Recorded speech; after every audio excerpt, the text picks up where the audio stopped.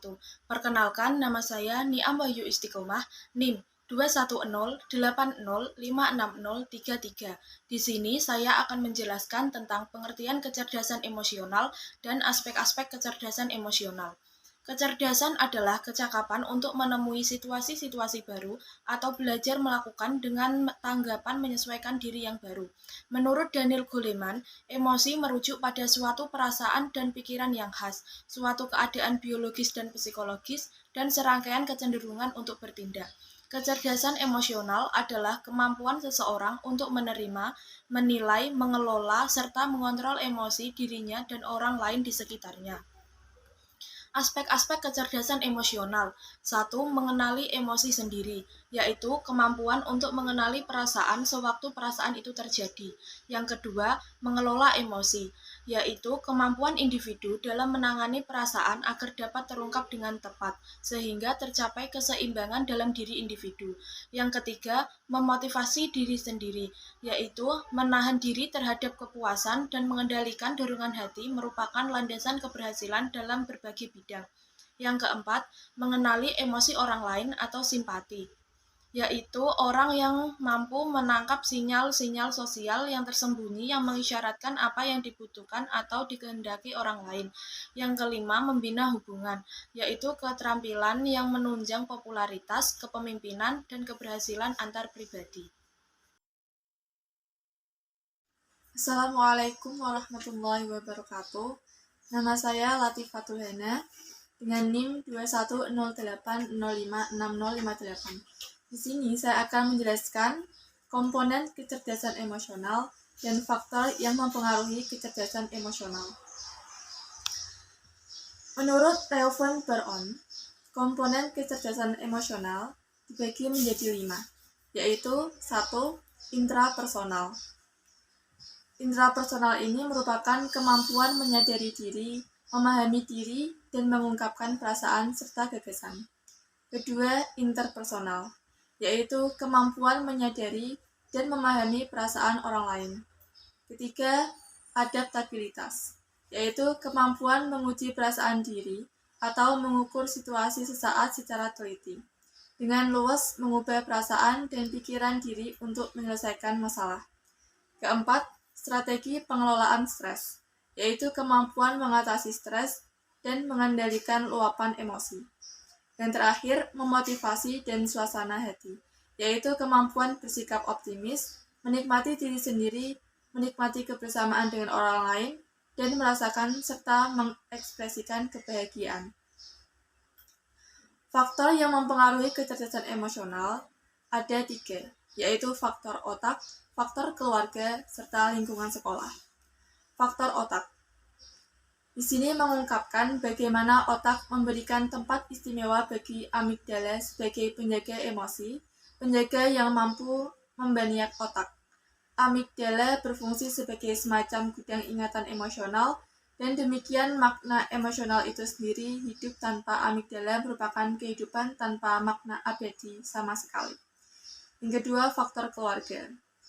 Kehidupan keluarga merupakan sekolah pertama dalam mempelajari emosi, yaitu belajar bagaimana merasakan dan menanggapi perasaan diri sendiri, berpikir tentang perasaan tersebut.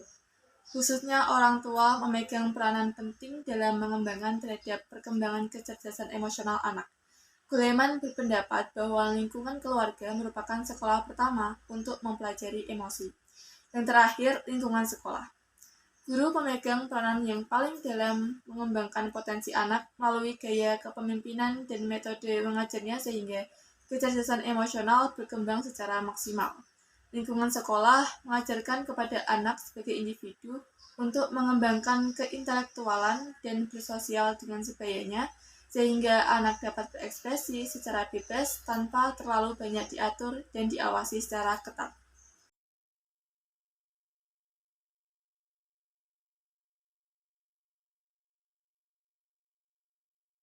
Saya Beatrice Arisma Febriana dengan nomor induk mahasiswa 21080560055 akan menjelaskan tentang konsep kecerdasan emosional menurut perspektif Islam.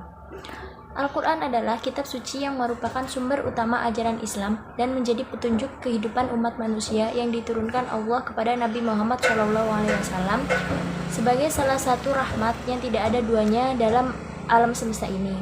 Selain itu, Al-Quran dengan banyak mengungkap tentang aspek-aspek psikologis manusia termasuk aspek kecerdasan emosional.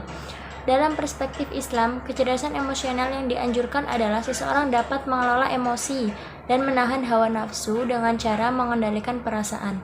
Seperti dalam firman Allah SWT, bahwasanya dalam mengelola emosi manusia hendaknya dapat menyadari perbuatannya. Dalam surat As-Saffat ayat 102 yang berbunyi, A'udzubillahi minasyaitonirrajim. Bismillahirrahmanirrahim. Falamma balagha ma'ahu sa'ya qala ya bunayya inni ara fil manami anni asbahuka fa'dhur madza tara. Qala ya abati fa'al ma tu'maru satajiduni insya'allahu minas shabirin. Artinya, maka tatkala anak itu sampai pada umur sanggup berusaha bersama-sama Ibrahim berkata, "Hai anakku, sesungguhnya aku melihat dalam mimpi bahwa aku menyembelihmu, maka fikirkanlah apa pendapatmu." Ia menjawab, "Hai bapakku, kerjakanlah apa yang diperintahkan kepadamu. Insya Allah kamu akan mendapatiku termasuk orang-orang yang sabar." Quran Surat As-Saffat ayat 102.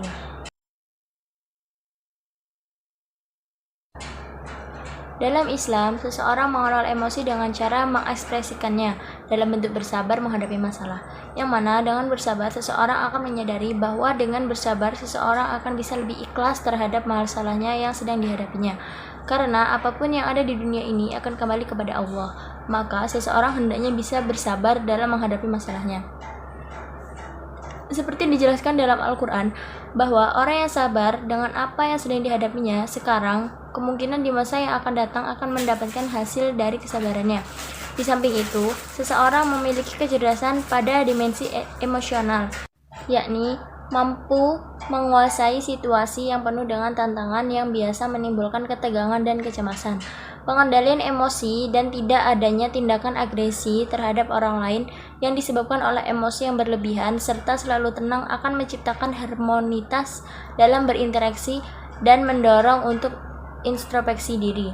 Sebagaimana firman Allah dalam Quran Surat Al-Fussilat ayat 34 yang artinya, "Dan tidaklah sama kebaikan dan kejahatan. Tolaklah kejahatan itu dengan cara yang lebih baik, maka tiba-tiba orang yang antaramu dan antara dia ada permusuhan seolah-olah telah menjadi teman yang sangat setia."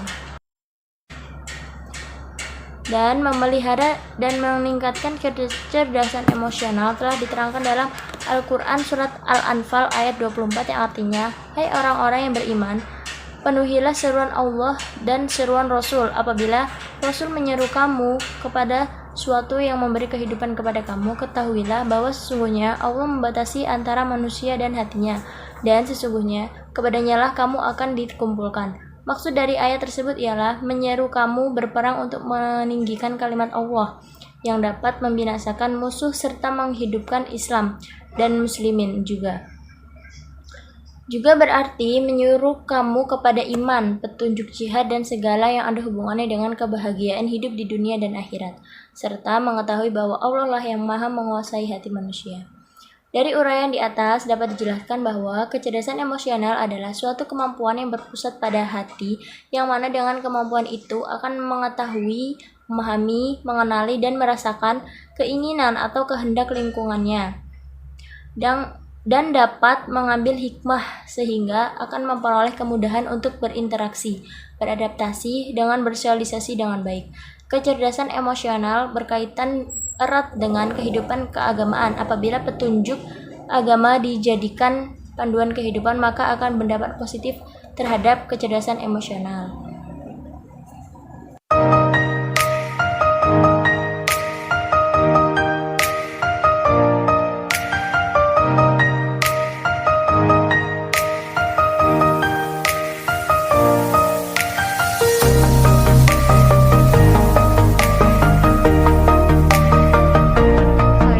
Rizky Almira Aninita Putri dengan NIM 21080560037. Di sini saya akan menjelaskan pengertian dari perkembangan dan indikator perkembangan sosial pada anak. Pengertian perkembangan dan perkembangan sosial. Menurut Jajah, pengertian atau development adalah bertambahnya kemampuan dalam struktur dan fungsi tubuh yang lebih kompleks dalam pola yang teratur dan dapat diramalkan sebagai hasil dari proses pematangan. Perkembangan menyangkut adanya diferensiasi dari sel-sel tubuh, jaringan tubuh, organ-organ dan sistem organ yang berkembang sedemikian rupa sehingga masing-masing dapat memenuhi fungsinya. Sedangkan menurut Hartina, perkembangan adalah proses perubahan kualitatif yang mengacu pada kualitas fungsi organ-organ jasmania dan bukan pada organ jasmani tersebut.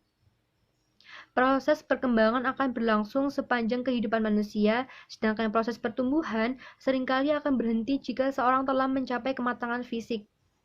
Perkembangan sosial merupakan pencapaian kematangan dalam hubungan sosial. Perkembangan sosial anak dapat dipengaruhi oleh proses perlakuan atau bimbingan orang tua terhadap anak dalam berbagai aspek kehidupan sosial atau norma-norma kehidupan bermasyarakat. Perkembangan sosial anak sangat tergantung pada individu anak, peran orang tua, orang dewasa, dan lingkungan masyarakatnya. Indikator perkembangan sosial anak pada usia 5-6 tahun, yaitu yang pertama, bermain dengan teman sebaya, yang kedua, mengetahui perasaan temannya dan merespon secara wajar, yang ketiga, berbagi dengan orang lain, yang keempat, menghargai hak atau pendapat atau karya orang lain, yang kelima, menggunakan cara yang diterima secara sosial dalam menyelesaikan masalah atau menggunakan pikiran untuk menyelesaikan masalahnya. Yang keenam, bersikap kooperatif dengan teman. Yang ketujuh, menunjukkan sikap toleran. Yang kedelapan, mengekspresikan emosi yang sesuai dengan kondisi yang ada, entah senang, sedih, antusias, dan sebagainya. Yang kesembilan, mengenal tata krama dan sopan santun sesuai dengan nilai sosial budaya setempat. Assalamualaikum warahmatullahi wabarakatuh. Perkenalkan, nama saya Niska Bahiro, NIM 21080566061. Di sini saya akan menjelaskan tentang tahapan perkembangan sosial anak, aspek perkembangan sosial anak, dan faktor yang mempengaruhi perkembangan sosial anak. Yang pertama, saya akan menjelaskan tentang tahapan perkembangan sosial anak. Pada tahapan ini menjadi 5 tahapan. Yang pertama, masa anak-anak kanak-kanak awal, yang kedua masa kritis, yang ketiga masa kanak-kanak akhir, dan yang keempat masa anak sekolah, dan yang terakhir masa kritis yang kedua. Yang pertama, masa kanak-kanak awal dimulai dari 0 sampai 3 tahun. Masa di mana anak belajar mengenal diri sendiri, orang lain, gerak olah tubuh, dan pengenalan lingkungan sekitar. Yang kedua, masa krisis dimulai dari 3 sampai 4 tahun, masa tingkat sosialisasi anak dalam proses kepekaan terhadap diri, keluarga, dan lingkungan sekitarnya. Yang ketiga, masa kanak-kanak akhir dimulai dari 4 sampai 6 tahun. Pada masa ini, proses perkembangan sosial mulai terlihat dari segi perilaku didasari bimbingan orang tua dengan memperhatikan cara bicara dan berinteraksi dengan temannya. Yang keempat, masa anak sekolah dimulai dari 6 sampai 12 tahun, di mana anak ini mulai bisa bertanggung jawab pada diri sendiri dan mulai menghargai keputusan orang lain. Yang kelima, masa kritis yang kedua, dimulai dari 12 sampai 13 tahun. Anak mulai berkembang memahami orang lain secara individu yang menyangkut pada sifat pribadi, minat, perasaan, sehingga mendorong anak untuk bersosialisasi dengan lingkungan sekitarnya. Yang kedua, saya akan menjelaskan tentang aspek perkembangan anak. Pada aspek ini dibagi menjadi 7. Yang pertama, aspek fisik dan motorik, berkaitan dengan perkembangan fisik dan motorik. Kohlen dan Thompson menyatakan bahwa perkembangan individu meliputi 4 aspek, yakni struktur fisik, sistem saraf, kekuatan otot, dan yang terakhir kelenjar endokrin, yang menyebabkan munculnya pola-pola perilaku baru. Yang kedua, aspek kognitif atau intelektual. Pada perkembangan ini berkaitan dengan potensi intelektual yang dimiliki individu, yakni kemampuan untuk berpikir dan memecahkan masalah. Yang ketiga, aspek perkembangan sosial. Perkembangan sosial individu ditandai dengan pencapaian kematangan dalam interaksi sosial. Bagaimana ia mampu bergaul, beradaptasi dengan lingkungannya, dan menyesuaikan diri terhadap norma-norma kelompok. Yang keempat, aspek perkembangan bahasa. Menurut para ahli, bahasa merupakan media komunikasi yang digunakan untuk menyampaikan pesan. Salah seorang ahli teori yang sangat terkenal mengatakan bahwa perkembangan bahasa tergantung pada pematangan otak secara biologis. Yang kelima, aspek perkembangan emosi. Emosi adalah perasaan intens yang ditujukan kepada seseorang mengenai suatu kejadian. Ragam emosi dapat terdiri dari perasaan senang mengenai suatu, marah kepada seseorang, ataupun takut kepada sesuatu. Yang keenam, aspek kepribadian dan seni, yaitu persona yang berarti topeng atau seorang individu yang berbicara melalui sebuah topeng yang menyembunyikan identitasnya dan memerankan tokoh lain dalam drama. Artinya, terdapat kecenderungan ciri sifat kepribadian yang menetap dan relatif tidak berubah, sehingga mewarnai timbul perilaku khusus terhadap diri seseorang. Yang ketujuh, aspek perkembangan moral. Perkembangan moral berkaitan dengan aturan dan konvensi, mengenai apa yang seharusnya dilakukan oleh individu dalam interaksinya dengan orang lain. Dan yang terakhir, saya akan menjelaskan tentang faktor yang mempengaruhi perkembangan sosial anak. Ada dua faktor yang mempengaruhi perkembangan sosial anak. Yang pertama, faktor lingkungan keluarga. Keluarga merupakan kelompok sosial pertama dalam kehidupan sosial anak. Di antara faktor yang terkait dengan keluarga dan yang banyak berpengaruh terhadap perkembangan sosial anak adalah hal-hal yang berkaitan dengan satu, sosial ekonomi keluarga, kedua, keuntungan keluarga, yang ketiga, sikap dan kebiasaan orang tua. Faktor yang kedua adalah faktor dari luar rumah. Pengalaman sosial awal di luar rumah melengkapi pengalaman di dalam rumah dan merupakan penentu yang penting bagi sikap sosial dan pola perilaku anak. Contohnya, bermain di taman, bersekolah, dan lain sebagainya. Selain itu, ada faktor lain yang mempengaruhi penghambat perkembangan sosial anak. 1. Tingkah laku agresif, misalnya mendorong, memukul, atau berkelahi. Yang kedua, pemalu. Rasa malu biasanya sudah terlihat sejak anak mengenal orang-orang di sekitarnya. Yang ketiga, anak manja. Memanjakan anak adalah suatu sikap orang tua yang selalu mengalah kepada anaknya. Yang keempat, perilaku berkuasa. Yang kelima, perilaku merusak. Ledakan amarah yang dilakukan oleh anak sering disertai ledakan merusak benda-benda di sekitarnya. Terima kasih. Wassalamualaikum warahmatullahi wabarakatuh.